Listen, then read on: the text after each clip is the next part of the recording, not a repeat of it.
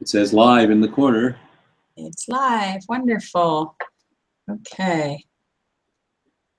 So I'm going to click on the blog. There we are. We're on the blog right now, and it is toggling. So, Oh, excellent. Houston, we have liftoff. Well, thank you for you and Eileen. Thanks for all your work on this. Geez. Oh, labor of love, really. We just absolutely love you, Mark, and love the work you do. It's so amazing to get to know you as a person, having read your books, because you are the same guy. It comes through the pages. I appreciate that. That means a lot. That means everything. That's what it's all about. Yeah. Authentic writing is a rare jewel, especially when it's coming from authentic spiritual teaching. So thank you. Oh, you're welcome. You're welcome. It's a joy. That's why I'm here. All right. Well, we'll wait a few minutes to get, till we start here. So we're about 10 minutes away from the start, and we'll see how that goes. That picture you sent was so cute. Yeah, I knew you would recognize the yellow labness of my puppy. He's very similar to your puppy. They look like they could be sisters. Jeez. Yeah, brother and sister. Brother and sister, right. That's why I was disappointed he was outside last time we were Skyping, because I wanted you to see that, yeah, we have twins, basically. Oh my God, yeah, it looked like I could have taken that picture and sent it to you.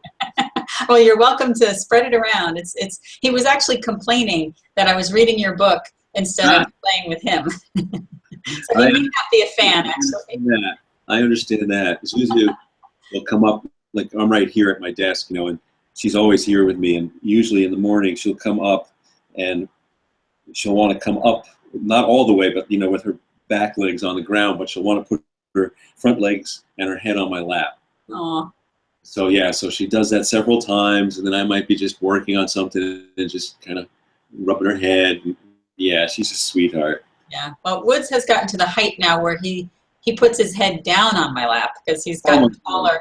He's pretty leggy for a lab, so we think he might have a touch of giraffe in there. That explains his leggy, lanky gangliness, but he's not even one yet. So we'll see. Wow. Yeah, when he stops growing, he's almost one. He'll be one at the end of the month. So yeah, they're wonderful. The dogs and the cats are my colleagues.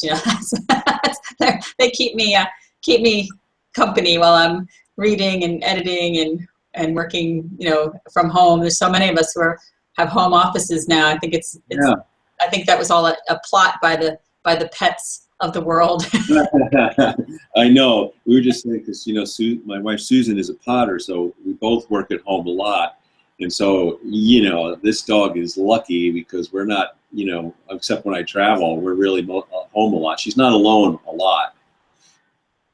Yeah, I think they've succeeded in taking over the world in their own in their own way, and it's all for the better. They knew better anyhow. It's true. It's true. That's very true. Okay, well, I'm gonna send Eileen a text and see how we're doing in terms of time. But I think we just have a few more minutes. But bear with me while I just touch base with her. And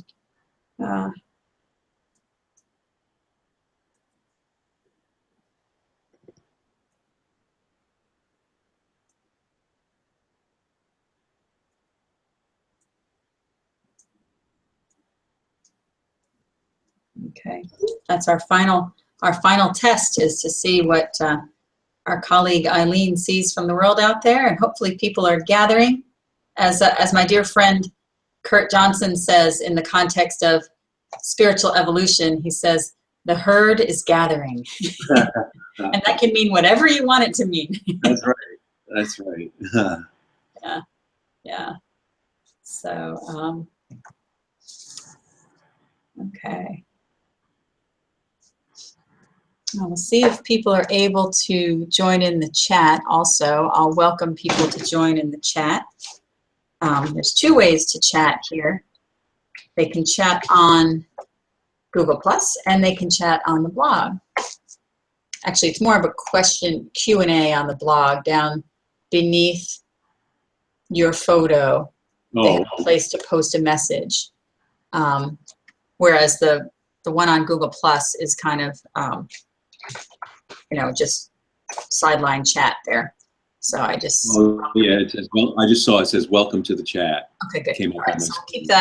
we'll keep them both going depending on where people are coming. I think some people will be able to come through YouTube and others will be coming through your blog at Patheos, Field Notes on Living. I've never asked you about the name Field Notes on Living. I love that name. Oh. Is it linked to any of your other work, or was it Well, yeah, it actually is. There's I have several books right now that over the next few years that are under contract and planned. And the farthest one out is a book of kind of, it's like very inner, it feels to me like my Rilke-like book. It's a book of from a lifelong journal and deep reflections, and that book, the subtitle is that book is going to be called Things That Join the Sea and the Sky, Field Notes on Living. Oh, I love that. Oh, thank you. That's wonderful. And Sounds True is going to bring that out. Yeah. Oh, great. Great partnership. Oh, wonderful. Wow. Okay, so we're getting a little preview of things to come. Great.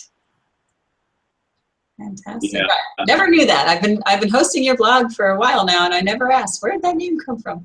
Yeah, no, I feel blessed. When I think of just starting as a young writer, of course, I was just hoping to finish one book, and this is all beyond my wildest dreams. So I just feel blessed to be right in the middle of the stream, and I have two great publishers that I'm working with, and wonderful editors. So it's just a blessing. It sure is, and your work is such a blessing to your readers that it's a win-win. Well, I never take it for granted. We all know it doesn't have to be this way.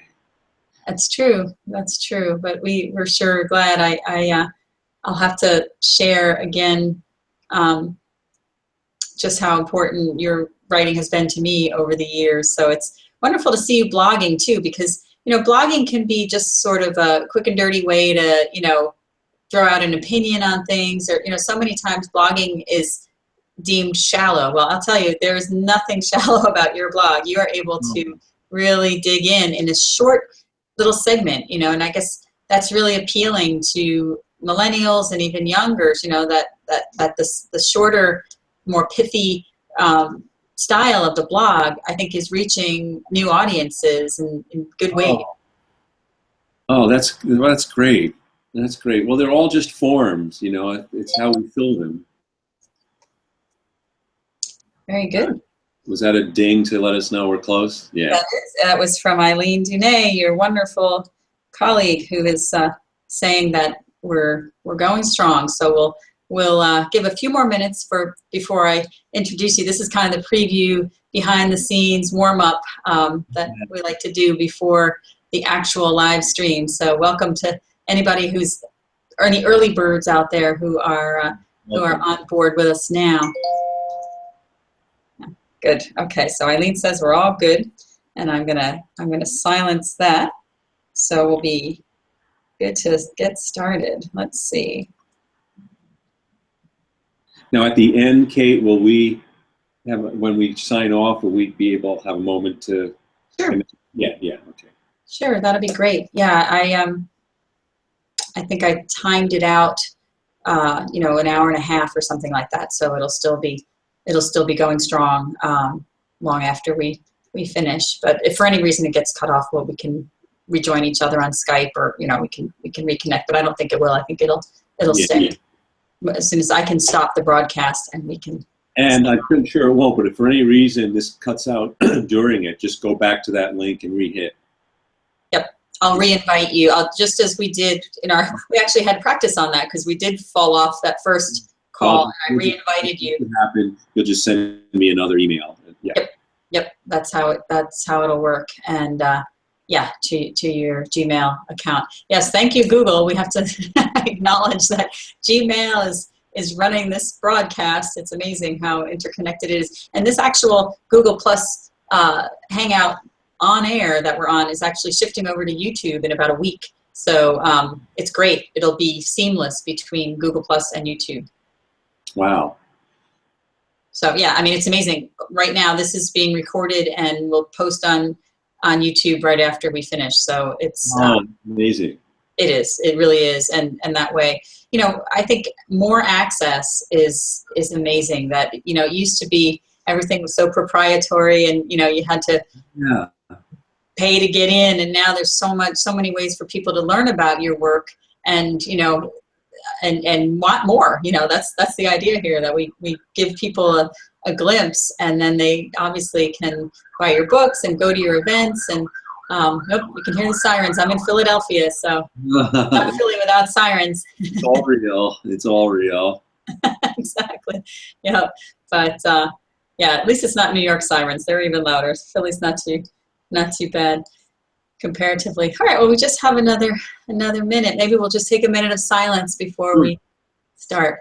That'd be nice. That's great.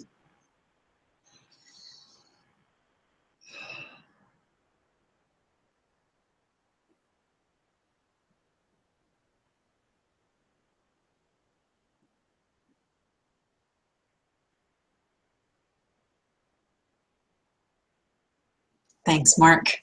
Well, welcome everyone. This is my great honor to host a live stream at Mark Nepo's blog at Patheos, Field Notes on Living. I'm Kate Sheehan Roach from Patheos. I edit the spirituality channel there, and it's just such a great honor to be with Mark Nepo tonight. He's blogging with us at Patheos, but he has so many fantastic books and so much going on. I'd love to just read a little bit of an introduction that I have here, because there's just so much. But first of all, I just have to say, Mark, getting to meet him is meeting the person you've read his words in the book.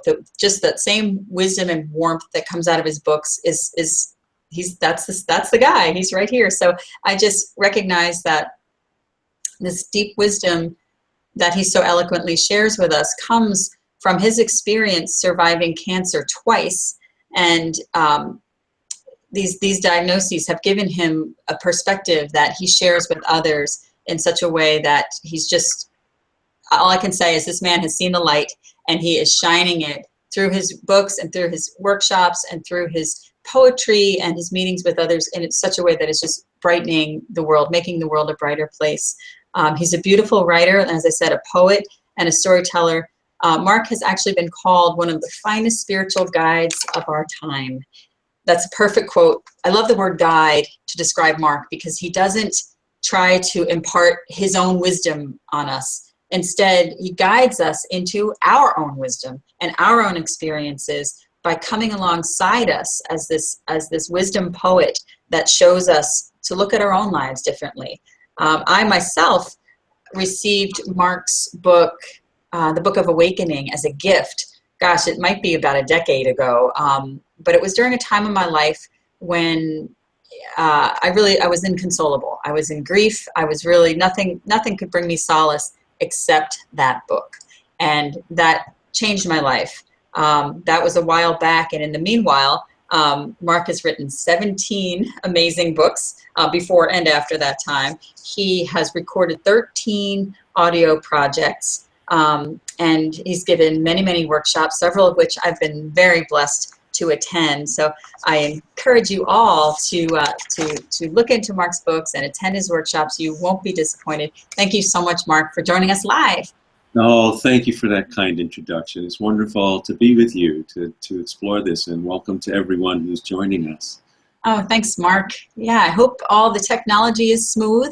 We should be toggling back and forth by voice activation here on Google+. And, you know, this is the next best thing to live. But if you really want to get together with Mark Nepo, you've got to see him in person. So he's traveling a lot to make that possible. Coming to New York, I'm in Philadelphia. Mark's in Kalamazoo right now. But tomorrow, is it, Mark? You're hopping on a plane? Yes, I am. Yeah, you'll be in New York City at the ABC Carpet and Home. Let's see, celebrating your new book, giving a reading at 7 to 8:30 p.m. September 8th. That's going to be right in smack in Manhattan, right? Union Square, New York City. And then from there, you're heading to Charleston, South Carolina. September 16th through the 18th. That'll be a weekend retreat and also a celebration of the book, The One Life We're Given. And then you're still traveling off to Seattle, September 24th to 25th, in an event sponsored by your publisher, Sounds True. That'll be another big event in, let's see, you're at the Seattle Town Hall. So what a busy month you've got ahead of you, Mark. Yeah, it kind of goes in spurts. It's there's times when I'm home a lot, and then all of a sudden it's a lot of travel. But it's wonderful. I love being with folks and exploring these things together, like we're doing tonight. Yeah. Well, it strikes me that your life is quite a mix between solitude and writing, where you must go off on your own you're a prolific writer. This doesn't happen if you don't take some time away, especially with your spiritual depth. So how do you balance, do you take a certain number of months to write and a certain number of months to travel, or is it weeks, or how do you handle that? Well, I think this actually, and everything that for me it happens to be writing, but this really raises an archetype for everyone, and that we're all trying to balance and inhabit the rhythm between solitude and community.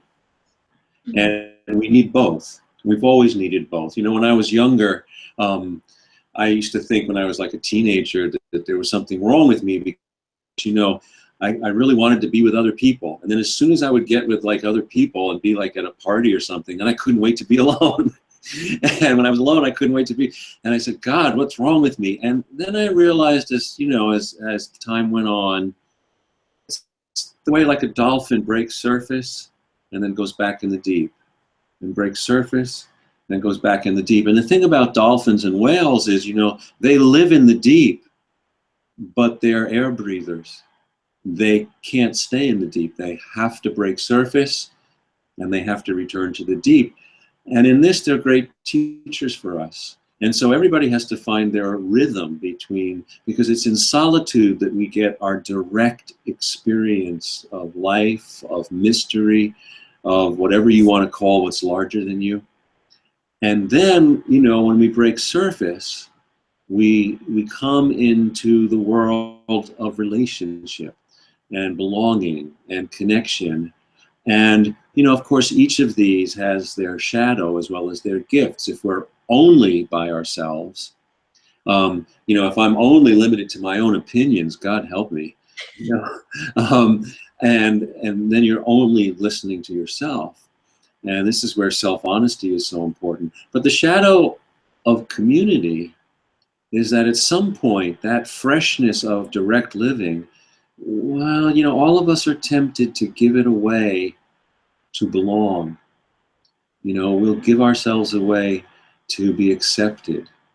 And so there is this rhythm and this challenge. For me in my travel and my writing, I try to keep that rhythm of being home and being in the deep, and then coming out and being authentically with others in circles and retreats and readings and keynotes and things around the country.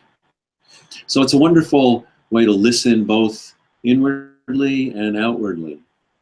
Oh, that's so beautiful, Mark. I love your imagery. I just, it's amazing to me how that just rolls off your tongue, these visuals that help us really grasp the idea of, breaking the surface and then diving back down. But what I really take from that, Mark, is that we don't need to apologize either way. And that's the liberating element of this, that like you said, as a teenager, you felt wrong one way or the other. Tell us about how, with maturity, you've grown into someone who's comfortable in your own skin, as opposed to a teenager who's apologizing for feeling one way or the other. Well, I think this is a lifelong practice, and I'm still learning. And I love what you said in the beginning, because I do believe, we're just comparing notes. Whatever I share is an example and not an instruction. What did Ram Dass said? We're all just walking each other home. Well, I love that. We're all just walking each other home. And, I'm 65 now, and I think it took me till my late 40s even to realize that I needed to put my effort in being authentic and real over trying to be good. And this made a huge difference in my maturing. And because I think what maturing means in a very daily way is to try, and I emphasize try because nobody does it all the time, but to try to be who we are everywhere. Everywhere. You know, we start out being who we are moment by moment in our own solitude, and then maybe with a trusted other. You know, Cicero said that, you know, a friend is a second self. And I love that, where, you know, when you can be with someone, a friend or a partner or a family member, and you actually, it's like being by yourself, then that's the comfort of truly accepting each other and being who you are. And then we try it out. And then, you know, but I think the goal is to be who we are.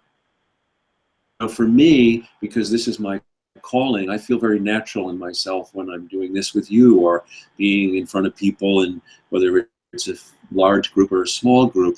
And my challenge is to be who I am, you know, when I come home and I go to the pharmacy and the pharmacist is, you know, really, you know, rude and, you know, or, you know, not pleasant, or at the gas station or in the supermarket, or, you know, so my challenge is to be who I am,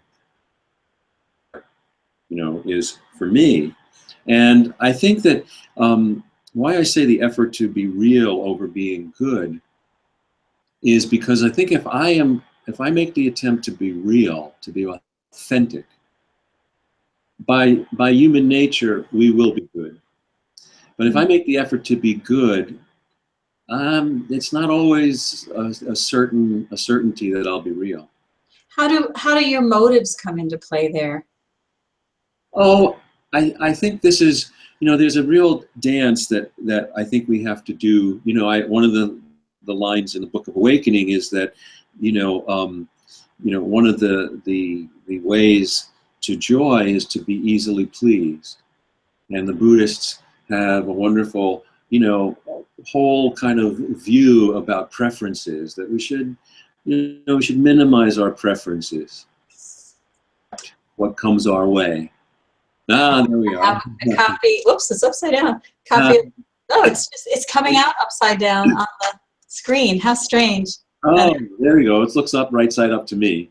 Okay, good. That's right. That's really strange. Yeah, this. Some people might be familiar with this, and we have some comments and questions that pertain to the Book of Awakening, New York Times #1 bestseller that a lot of people are familiar with.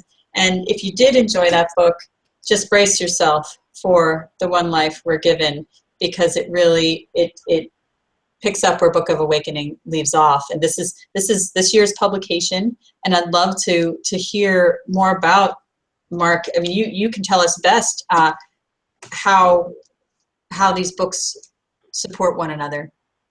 Well, you know, I think in the Book of Awakening, you know, which I wrote, God, it was back in 6 or 7 that I started it. And it took about 3.5 years to write. And, you know, I was, you know, not too far out of my cancer journey. And I also have dear loved ones who have been in recovery from addictions, alcoholism. And so, you know, I was seeing day books everywhere. Mm-hmm. And it was really striking to me that they were used. You know, they were in cars, they were in laundry rooms, they were beat up, they were, you know, they were everywhere. And it occurred to me, and, you know, my wife Susan also at the time had, you know, also encouraged me, like, boy, you know, if you could fill that form, it might be really helpful, be useful. And so, you know, I'll vouch for you there. Oh, thank you. And I felt that, you know, if I could fill it with small doses of what matters, then it might be helpful. And so, you know, all of my work in many different forms, but how, you know, all these years later, the one life we're given is also, I feel like it's evolving that really potent form of story and metaphor wrapped around small doses of what matter. And, you know, it's interesting because the books over all these years, really essentially for me, it's like, it's like I take a bucket from the shore to the mystical ocean, and each bucket is a book. And I scoop whatever that bucket will fill, and that's the book. And then I go back and scoop the next one. And, so they're all really of the same water. They're all really of the same water. And I just inquire into them differently based on the challenges that I find myself in. And here, the subtitle of this is Finding the Wisdom That Waits in Your Heart. And, I had a really good friend as I was finishing the book said, well, in your heart, then why do you have to find it? Or why is it, And for me, it's that what I'm really discovering here is that we're given one life, one precious life. And all the traditions speak about this differently, but the wisdom that waits in our heart is dormant. And it doesn't show itself until we let what is in out and let what is out in. Until we are an open inlet between the inner world and the outer world. I need you to say that again, Mark. That is profound. I'm going to be like Oprah and make you say it again. Well, the one life we're given is so precious, and that the wisdom that waits in our heart and our gifts, they are dormant and they don't really show themselves or come alive. And we don't really come alive until we let what is in out and let what is out in. As I breathe, and we all know this is a great way to understand this, the same air that's in my lungs fills the sky. The same air that you breathe fills the sky. So now if we're together and you breathe and I breathe, now we have the sky and each other inside us. Once we open up, everything moves through us. And it's hard to tell what is you and what is me. And that's the beauty of living a life of authenticity and care. Because it's a paradox, we become more who we are, and at the same time, the distinction between us, the more we love, starts to evaporate. When I was going through my cancer journey, I was blessed to have so many people help me from all traditions. And it takes a toll on people to care for others who are suffering. It creates a tandem suffering. And the reward for that is this incredible intimacy, not only with each other, but ourselves and with life. And there were times in the depth of my journey that we weren't sure who was ill and who was well, because we were so in it together. Wow. I have to share a question because you just made me think of this. We've got some questions from our viewers, and this one actually came in a day or two ago, and it just dovetails beautifully with what you're saying. We had an email come that said, I have seen cancer/serious illness transform family and friends, but I've never been gravely ill. Can someone who has never had a brush with death begin to understand what it's like? Yes, absolutely. So let's back up and for a second. Well, I appreciate that question, because often, we tend, this kind of, I think, false myth that you have to suffer to be an artist, or you have to go through something, disastrous to wake up your life. Well, that's one way, but that's not the only way. And the truth is that I talk about cancer because that's what opened me.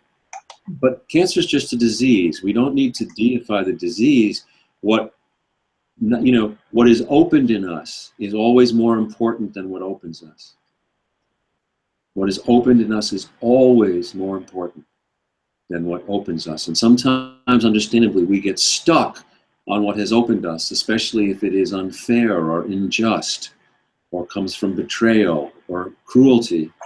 And that, deserves attention, but sometimes we miss what has been opened in us. Absolutely. Which is always more important. So, so there are kind of two basic ways that human beings grow. And why DNA? Well, two ways spiritually, two kind of spiritual DNA, or X and Y, is that we willfully shed what gets in the way, or we're broken open.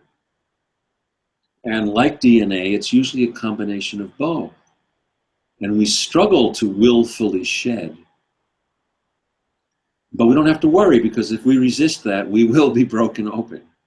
And I'm not, advocating that. It's more like describing spiritual physics, like gravity. It just happens. So our challenge is that when we are awakened by being broken open, how to willfully keep that part of us open. So absolutely, it could have been for me, it was cancer that opened me or awakened me. But it could have been joy or surprise or wonder. So, it's important to note that the word to suffer literally means to feel keenly. I have to share a comment, another one here. It was not really a question, but a comment where a reader said, I read your blog on the power of holding a couple of months ago. It has helped me cope with an impending loss. Thank you, Mark. Do you remember that blog on the power of holding? Yes, I do. Yeah. Will you share with the listeners this is amazing, because you're basically, being affirmed, and by sharing that, somebody was able to internalize that. And that story is in the new book. It's a small chapter in the new book, and it comes from, I have a dear friend, Rich Frankel, and another dear friend, Tom Inouye, and the two of them are leaders in the field of relationship-centered care. And they shared that story with me, and I'll tell you that story, from listenings that they were doing with doctors in a clinic of self-care for these doctors at the Cleveland Clinic. And so they were asking them, how have you grown from being with a patient? And a rheumatologist told this story, and she had a young woman, 21, who was dying of cancer. And they had done everything they could, and they were running out of treatment options. And she came in one day, and to see that the blinds were drawn in the room, it was dark. She was curled up in the bed, and there was just a great sadness in the room, and her mother and her sister were sitting there. Rheumatologist, skilled, schooled. She had run out of all of the skills and schooling that she had. And her heart told her to get in bed and hold this woman. And so she climbed in bed with her patient and held her. And after a while, she got out of bed. And that refreshed the soul of this woman, so that she asked her mother to open the blinds to get her juice. And no, it didn't prevent her from dying, but it helped her live in the face of dying. And so the power of holding, which is original medicine. There are two things that seem so obvious that we take for granted, and I take for granted. We all do, because no one can stay awake all the time. We're human. And so, but holding and listening is medicines. And all you need is an open heart and the courage to hold and listen. Well, and the root word of courage is heart. So it's that's what I see repeatedly. And I'd love to take this moment to invite you to read. That was a beautiful story. There are dozens and dozens like that here. Do you have any preferences or any choices you'd like to read to us tonight, Mark? Yeah, let me read this one. This is a story, and I know people often ask, so if you already have the book, this is on page 87. This is a little story about a widower who goes and seeks help from an old woman sage. A troubled widower made his way to ask a wise old woman about his troubles. She received him, and they walked along a stream. She could see the pain in his face. He began to tremble as he asked, "What's the point? Is there any meaning to life?" She invited him to sit on a large stone near the stream. She took a long branch and swirled it in the water, then replied, "Well, it all depends on what it means to you to be alive." In his sorrow, the man dropped his shoulders, and the old woman gave him the branch. "Go on," she said, "water." As he poked the branch in the running stream, there was something comforting about feeling the movement of the water in his hand through the branch. She touched his hand and said, "You see that you can feel the water without putting your hand in the water. This is what meaning feels like." The man grew tender, but still seemed puzzled. She said, "Close your eyes and feel your wife now gone. That you can feel her in your heart without being able to touch her. How meaning saves us." The widower began to cry. The old woman put her arm around him and said, "No one knows how to live or how to die. We only know how to love and how to lose, and how to pick up branches of meaning along the way." Beautiful.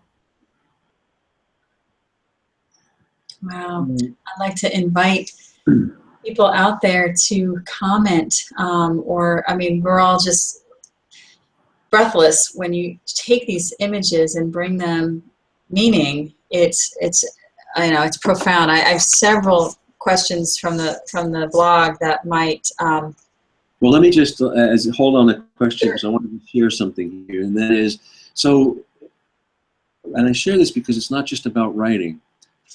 I retrieved that story. I didn't author it. I didn't know. I mean, of course, the heart of that story is the lesson from the branch and the water and feeling the water through the branch. All I started with was, I wasn't like, oh, let me create a story that will offer that insight. I didn't know that before I wrote. I knew I had an image of a man in grief seeking help. Followed that conversation, the reward for letting my heart listen, holding and listening, listen, conversation, heard that insight. And whether you're right or not, this is an example of how to listen in your daily experience. And then we'll go to the question you have. That, in the Hindu tradition, there is a term, Upa Guru, U-P-A-G-U-R-U, and it means the teacher that is next to you at this moment. And there's always a teacher next to you at this moment. There are 1,000 teachers. And that's how if we listen with our heart and we can return to being present, we will always find a teacher nearby. Well, that just made me switch which one I'm going to do, because this one reminded me of, here we go. This came in on the blog. It says, "I am a devout Catholic who has never really had any exposure to other religions. Your Book of Awakening introduced me to the idea that other religions are true, and it kind of freaked me out. How can I believe in more than one religion without losing my faith?" Well, thank you to that person for your courage in listening and being open and in asking this question. And so, again, like we're saying, I don't have an answer. Let me speak to it from my own experience and how I come to be a student of all paths and speak to this a little bit. So, I was raised Jewish. And my parents were actually kind of cultural Jews who were atheists. And they had a mystical poet for a son, so that, they didn't know what to do with me, and I didn't know what to do with them. And because I've always believed in God, and in whatever name you give to that. And I think if you believe in anything larger than yourself, you're a mystic. What's larger than us goes by many names, and they all coexist. So as we talk about this, and it's one of my favorite things to talk about, I want to share that when I went into my cancer journey, as I mentioned, I was blessed to have people from all traditions offer me help. And so to, first off, during it, like for instance, I had a Catholic priest who was a friend who wanted to lay hands on me. Well, we didn't have a theological discussion. I said, thank you. Where, when, do it as often as you want. So when we're that close to life and death, we stop what we think are these important distinctions, and we just say, help me, thank you, yes. And so I wasn't, and I am still not wise enough, now that I'm well, to know what worked and what didn't. And I know that God challenged me to believe in everything. And ever since, almost 30 years ago, I have been a student of all paths, and I have been devoted in my writing and teaching to revealing what I believe is the common center of all paths and lifting up the unique gifts of each. So I think what's important is that at the center, what we know as God, or what we call as Dharma, or what quantum physicists call as the physics of the universe, whatever name we give to it, it's really nameless at the center. And the important thing is that we meet there. And so I liken this, and I'll give just one, more metaphor here as we speak to this question, and that is of spring.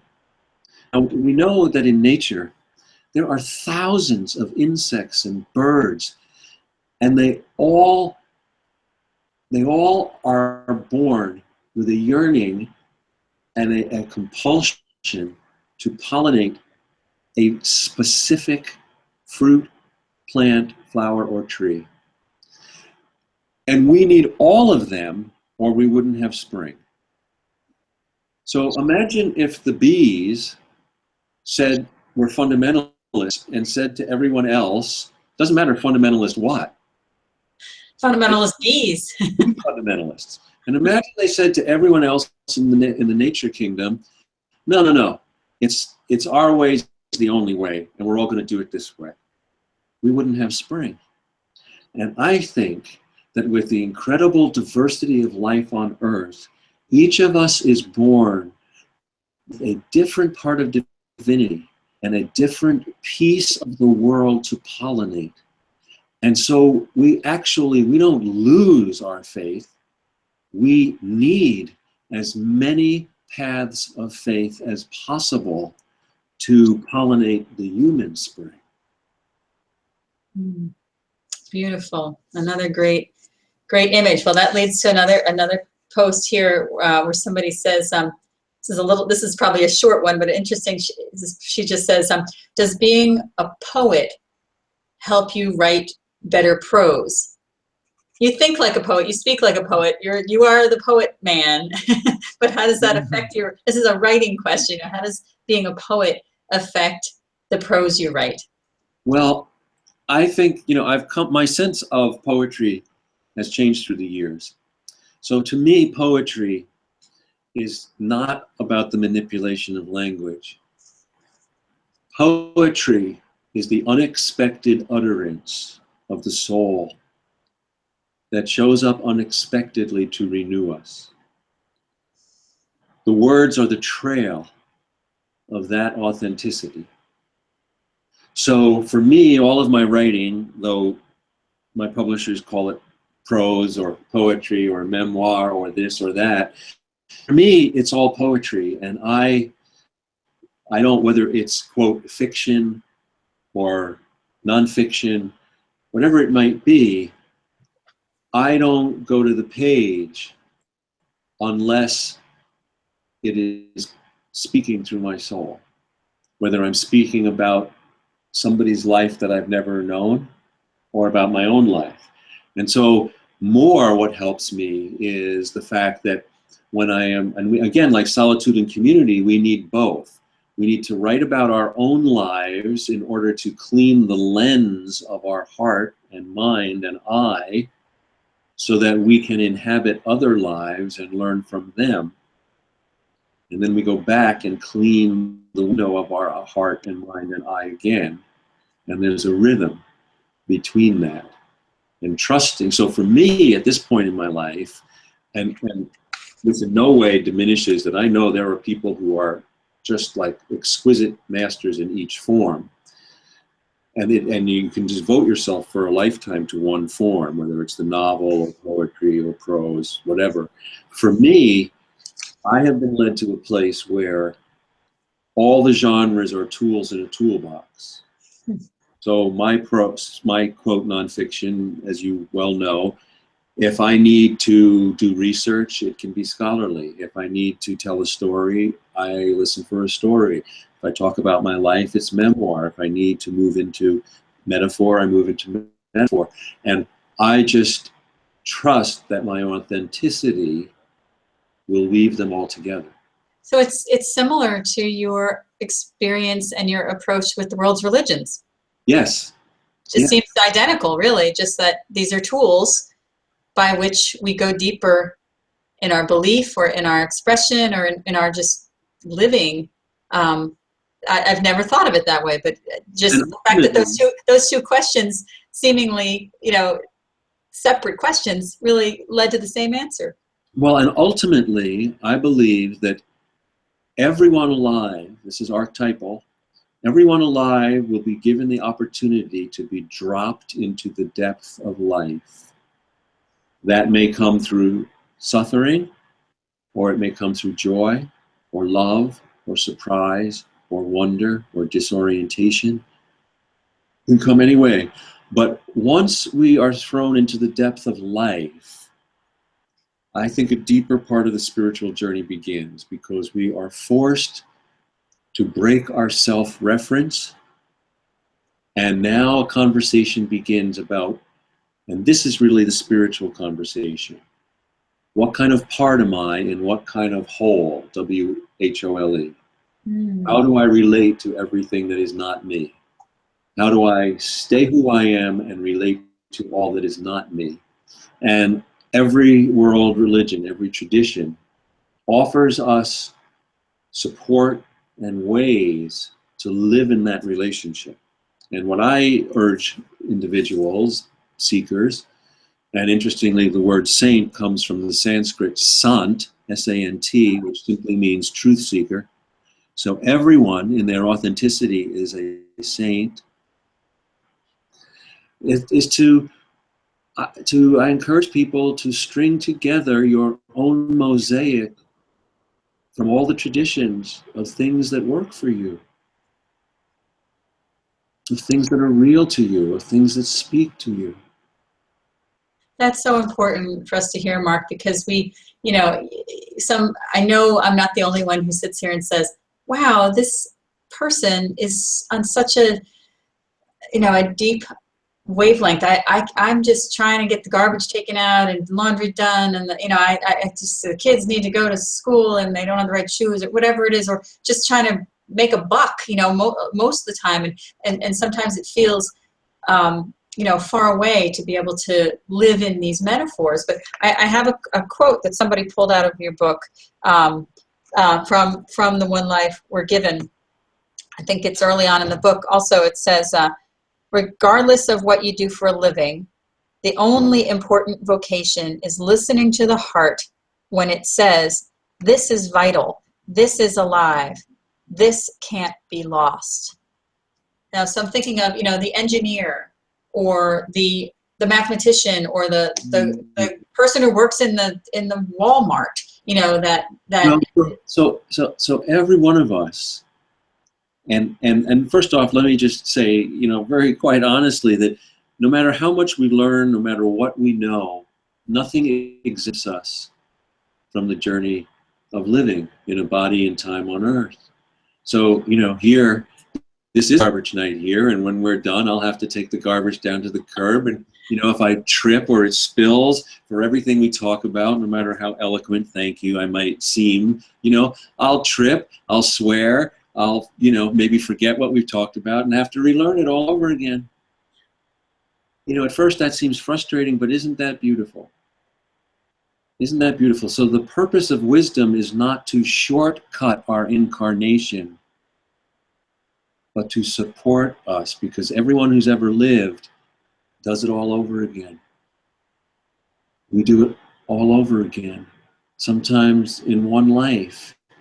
You know, and so what we're talking about, and I'm glad you raise all of this, is we all are challenged to develop a personal practice of survival and surviving and thriving. That So, was a question coming up where somebody asked what your personal practice is. Like, how do you do this, Mark Nepo? oh, well, you know, I know all these things because I have violated them so often. You know, so I'm very intimate with all of this, and with being human. You know, surviving and thriving. So we have to survive, which involves managing risk in the outer world. But if all you do is survive and you don't thrive, what's the point? Mm-hmm. And if you thrive and you don't manage risk, you know, if we were having this conversation while walking on the street, Philadelphia, where you live, and we weren't looking, we could get hit by a truck. Then the journey's over. That is managing risk. Now, in the inner world, we need to enhance risk because that's the only way we thrive. And so each of us has to develop our personal skills and balance of managing risk in the outer world and enhancing risk in the inner world. And it's not okay to just say, oh, well, I'm naturally a risk taker. I'm not really good at this outer stuff. Well, that's, if you're naturally good at one, you need to pay attention to the other, because it's like walking with two legs. You need both of them to work. That leads to another question here. And it's phrased like Jerry Seinfeld here. It says, what's the deal with joy and sorrow balancing each other out? Well, that's Picture Jerry Seinfeld saying that to you. yeah, What's the deal, Mark? What's the deal with this joy and sorrow balancing each other out? Well, I don't know for me if they balance each other out as if they are aspects of the deepest part of our being human. So we know, remember, to suffer means to feel keenly. Well, to know joy, you have to feel keenly too. So from the beginning of time, understandably, human beings have said, you know what, I really just want the nice stuff. You can have the bad stuff. All right. There are actually phrases go far as back into Babylonian times of ancient poems that say, you know, I don't want the difficult stuff. Let me have the good stuff only. But that's not the way life works. The resources of life appear in their wholeness. So this is the challenge. Take a glass of water. We all know, we learn at an early age, it's made out of hydrogen and oxygen. But I can't say to you, could I just have the hydrogen, please? Because if you could separate it, it would no longer be water, and it would no longer be quenching, and it would no longer keep me alive. Joy and sorrow are like the hydrogen and the oxygen. They are inextricably knit together. And you cannot love without losing. If you love, you will lose. You will know sorrow. But if you don't love, what's the point? And so we are thrown into being alive with no notes, no instructions, just each other. And we are challenged to feel keenly, because it's only through the strongest muscle we have, our heart, that we can take in the water of life, which is made of joy and sorrow. And it will be quenching and healing and full of resilience. And so I think that life has been made just hard enough that we need each other to ensure the journey of love. So try as we will, we can't escape sorrow, and thankfully we can't escape joy either. Wow. That just needs a moment of silence, I think. That's so beautifully said and so very, very true. I wonder if now would be a good time for another reading. Do you have another part you'd like to read to us? Oh, sure. Yeah, let me read this This, In case anybody's just joining, The One Life We're Given is Mark Nepo's latest book, Finding the Wisdom That Waits in Your Heart. And we are learning so much about how Mark came to write this book. So it's such a treat to hear him read from it. well, thank you. So this isn't the beginning of the book, but I want to share it because of where our conversation has been. It's on page 3. Each person is born with a gift. Our call is to find and care for it. The ultimate purpose of the gift is to exercise the heart into inhabiting its aliveness. For the covenant of life is not just to stay alive, but to stay in our aliveness. And staying in aliveness depends on opening the heart and keeping it open. Our dreams, goals, and ambitions are all kindling, fuel for the heart to exercise its aliveness, to bring our gift into the world, to discover what matters. Like a match, like a wooden match that you light a stove with or a fire, like a match, our light is revealed as our gift strikes against the needs of the world. Our light is revealed as our gift strikes against the needs of the world. So our gifts, like the light, we know when we hold up a match, that light is dormant in the tip of the match until it strikes against something. Likewise, all the traditions say that our gifts and our aliveness and our spirit, they're dormant like the light in that match. And it's only by engaging in the world, in the life of relationship between us, that it shows its light and warmth. So we drift in and out of knowing our aliveness. Pain, worry, fear, loss, all of these things can muffle and confuse us. But finding our gift and working it will bring us back alive. No matter if we're skillful or clumsy, if we play our gift well or awkwardly, or if we make great strides or fail. Aliveness is not a judge and a talent show. Aliveness shows itself in response to wholeheartedness, when we can say yes to life, work with what we're given, and stay in relationship to everything. Wonderful, Mark. You just answered a question for me that I posed a couple of weeks ago. I was reminded of my great aunt Kate, who was one of those people that was everybody's favorite. We all just loved her. And what was it about her? You know, I finally reached the point where I asked the question. She died about 15 years ago. You know, everybody misses her, but it was like, what was it about Aunt Kate? Why did we just all want to be with her? Why did she light up the world that way? And what you just described was my great Aunt Kate, my namesake. That's what she lived. And she wasn't somebody famous. She was, you know, she didn't win any Nobel Prizes, but let me tell you, she was one of the most amazing people to ever walk this earth because of she lived what you just said. Oh, that's beautiful. That's beautiful. And you know, and I encourage anyone who's listening, this is how we practice. You know, you just brought in a model of aliveness and heart.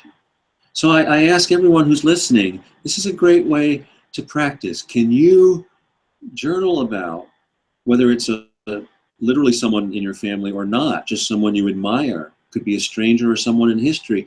Is there someone that you admire this in their heart? Why? I just would invite sometime in the next week to explore that, to have a conversation with yourself by bringing in a case study of a model of aliveness and heart. That's one of the things I love about your book, Mark. At the end of each chapter, and they're short chapters, Mark gives a practice just like that in order for us to enter into it and come away with, you know, our own nuggets of truth.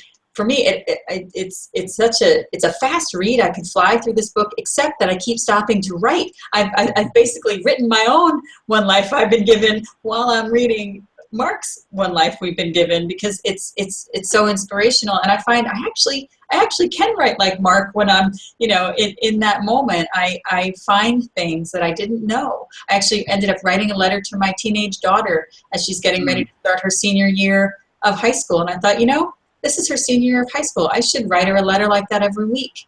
This is what Mark Nepo's books have meant to me. They life-changing inspiration that isn't just head knowledge, isn't just, something you hang on the wall. It's something that you actually give to your, you can't hold on to it. You have to give it away. So that's, that leads me to a question I want to make sure I get to, because we're coming toward the end here. And here's one that came through. I'll shorten it up, but it was a person. What made me think of it was when you say to keep it, you have to give it away, is a 12-step slogan, I guess. And another thing is this idea of something larger than yourself that you mentioned. Somebody in the blog asked about how all of this pertains to addiction, and and you, Mark, what is your take on addiction, is what he asked. Yeah, well, thank you for that. And first off, I have people in my life who have struggled with addiction, and so I've been very close to people with addiction. I think anything can be addiction. It's taken me many years to be in relationship to my creativity, because with not being in balance, my creativity can be an addiction. My oldest, dearest friend is a recovering alcoholic, and we helped save each other's lives because he hit bottom when I was going through cancer. And years later, we both have neuropathy. He from the extreme ends of alcoholism, and me from chemo. And we were sitting one day, several years after we'd both been through this, having lunch in the sun, and he looked at me, and out of silence, he said, I'm an alcoholic, but you're a make-aholic. Wow. And that, so it's taken me years to be in right relationship to my creativity so that it doesn't consume me. So anything that is mistaken for life, any part, whatever it might be, it could be drinking, it could be sex, it could be shopping, it could be addicted technology. Anything that is mistaken for life, which can't bring us alive, can become an addiction. It's what the old Hebrew scriptures called idolatry, right? Isn't that the same idea? Like anything that we worship, whether it's money or work or success. Yeah, and I think my understanding of addiction, Carl Jung talked about alcoholism as the right spiritual thirst and the wrong drink. So never heard that before. Say that again.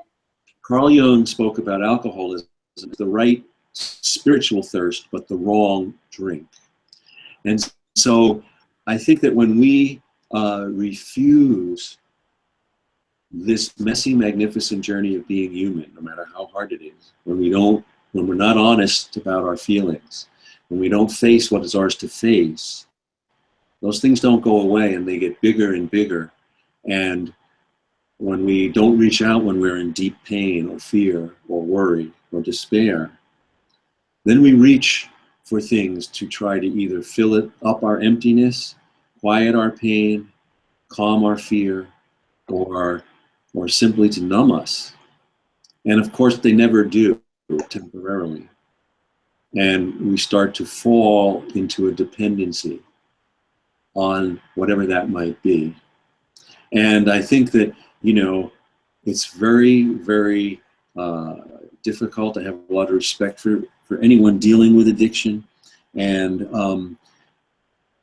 I think that the humility for each of us to face ourselves and reach out. I think, the 12-step program is one of the remarkable community creations in 500 years, and that the lessons in the 12-step program are remarkable for anyone, whether you're actually addicted or not. I think they're very healthy forms of community and self-care. So, there's a lot more to say about addiction, and how difficult it is. I mean, that's why it's called addiction. How difficult it is to break out of it once we're in it. So I have a lot of compassion for anyone struggling with any one aspect that has gotten so out of proportion that it dominates a life. And there's a small poem of mine that I offer here. It's called Practicing. That whether we're dealing with addiction or problems, sometimes we get so caught up in thinking and trying to figure it out and problem solve, and at a certain point, no amount of thinking will get us out of it. We just have to drop it, which takes tremendous courage, the stronger whatever it is. So the poem goes like this. It's very short. Practicing. As a man in his last breath drops all he is carrying, each breath is a little death that can set us free. As a man in his last breath drops all he is carrying, each breath is a little death that can set us free. And so I think whatever level of compulsion or addiction that we find ourselves in, the first thing is self-compassion, but the courage to drop it and then to seek help. It's beautiful, Mark. I have a book idea for you after that. I want you and your best friend to co-author, where I love that he sort of nailed you on being a something-aholic. I love that we're all addicted to something, but what an amazing project that would be, to co-author a book with your best friend. So I'll be looking for that one. No, thank you. Let me know when that one comes. Thank you. Yeah, that's fantastic. Well, there's just so much that we take from your writing, Mark, and I think what keeps coming up for me and what helped me, like I said, when I first started reading your work, is that there's a common thread of freedom. This idea of the liberation that comes from honesty and courage. The things that make us want to go hide in the corner. That's not a free way to live, cowering in the closet. But the way you draw us out and call us into the heart, which is the place of courage. The French cœur is heart. What I experience is a real liberation with everything I've read. You've got so many books. I've got piles of them here that you come from many different angles. Like you said, different tools, but arriving at the same destination. And for me, it's really been a freeing experience that makes me want to come back and read more. These are the kind of books you want at your bedside when you can't get to sleep at night because you're nervous about trying to host a live stream event and being afraid that the technology is going to go wrong. And I wouldn't have jinxed that any sooner than now. but keep Mark Nepo's book by your bedside, and a man who has incredible heart and incredible courage will give you credible heart and credible courage to move forward and actually sleep like a baby, even though you don't trust your own technology. Thank you for hosting this and all you've done to put this together. And I want to say to your last point, and we can move our way toward a close with this, but I have found in my life that courage only comes for me when I am afraid. You can't be, courage is required. I find my spirit requires courage of me exactly when I am afraid. And one of the rewards is that what I'm afraid of gets right-sized when I dare to be courageous. And one of my books is called Finding Inner Courage, one of my earlier books. And what gave me the way into that book is that courage, the actual original idiom of courage, meant to stand by one's core. And so whenever we're afraid, and I know when I've been afraid or in pain, whatever it might be, there's nowhere to go but where we are. And we can stand in our core, right where we are. Pain, even though we might be afraid, there is a certain foundation of being that starts to flow into us, that helps to right size us. And so I just offer to anyone listening that your heart.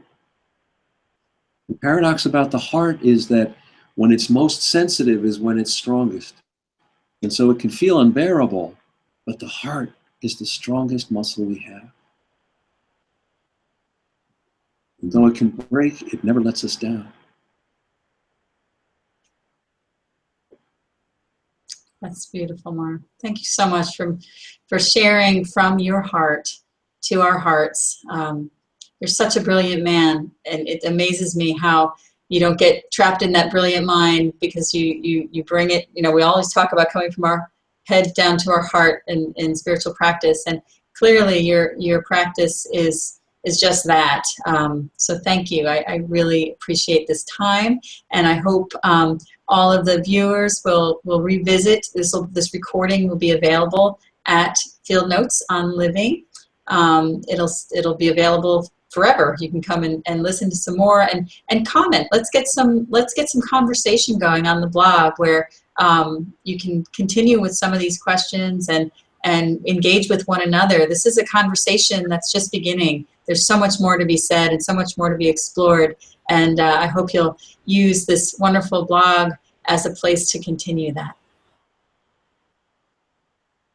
All right. Thanks again, Mark. Any final words to your well, just thank you all for taking time to join us, and I just wish you so well and just aliveness, just following your aliveness. And thanks again, Kate. This was just wonderful time together. Thank you, Mark. I wish I could come see you in New York. Mark Nepo will be in New York City tomorrow. He's getting on a plane. And then from there, he goes to Charleston, South Carolina the next weekend, and then to Seattle. So we will actually be offering, those of you who have signed up here on the blog, we'll be offering some free tickets to those events. And if you're not in those locations, we will give you a copy of, we'll do a drawing for a free copy of The One Life We're Given. So thank you, Mark, for writing this beautiful book and for sharing it with us tonight.